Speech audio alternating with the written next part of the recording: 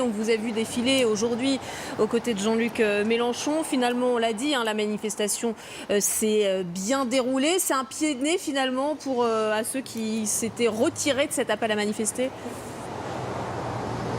Moi, je pense que par rapport à ceux qui nous ont regardés en restant sur le trottoir, je parle d'une manière évidemment imagée, je pense qu'il fallait être là, du bon côté de l'histoire, et nous l'avons été aujourd'hui. Vous savez, moi j'ai connu beaucoup de manifestations antiracistes, et alors là c'est la première, très franchement, qui a été aussi calomniée, injuriée, moquée, manipulée, etc. Pendant une semaine, on nous disait tout, qu'on allait manifester avec des frères musulmans, des fondamentalistes, quasi des terroristes. Tout le monde a vu qu'aujourd'hui c'était l'inverse.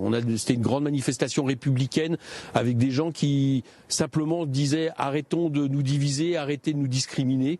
Voilà, j'ai trouvé que c'était une très belle manifestation. C'est un jour historique, je pense. En tout cas, certains, je disais, s'étaient retirés de cet appel à manifester en raison justement de certains organisateurs qui sont proches des frères musulmans.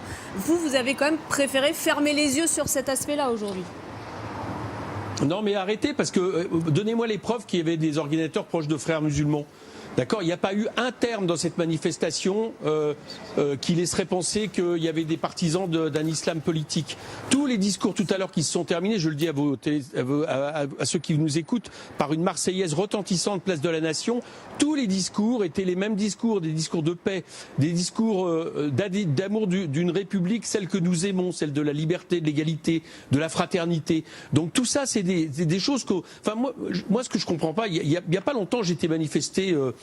et c'est légitime, et je le revendique contre l'antisémitisme, avec des gens, mais alors complètement inverses à mes positions politiques, même Madame Le Pen, des organisations comme la LDJ, je vous rappelle qu'ils nous ont même exclus de manifestations.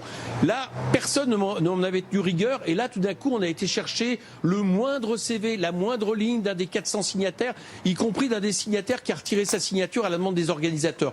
Donc je trouve que c'est un peu dans l'air du temps de ce qui se passe vis-à-vis de nos concitoyens de religion musulmane.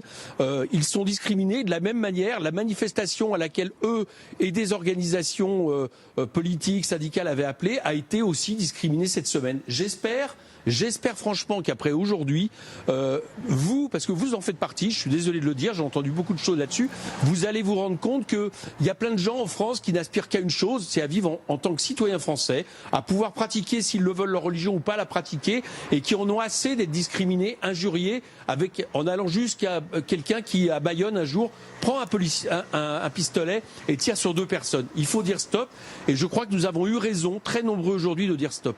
Et pourquoi ne pas avoir appelé, comme certains l'ont demandé, à manifester de manière plus générale contre le racisme, contre l'antisémitisme, pas uniquement contre l'islamophobie?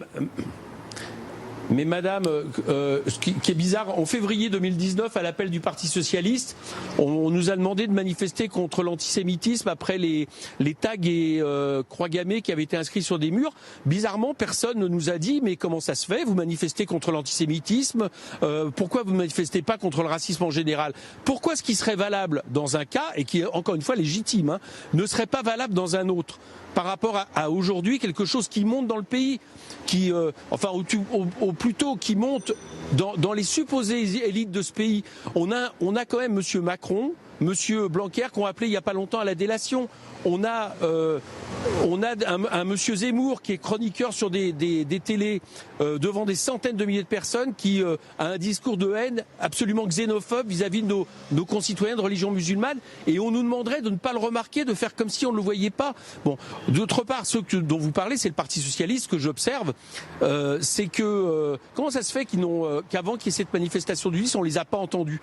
Pourquoi on n'a entendu personne appeler à ces grandes manifestations qui tout d'un coup étaient devenues d'actualité? Donc c'était de la division, et d'autant plus qu'en réalité aujourd'hui tous les partis de gauche étaient là, sauf le Parti Socialiste, tous les syndicats étaient là, enfin en tout cas les plus combatifs, la LDH était là.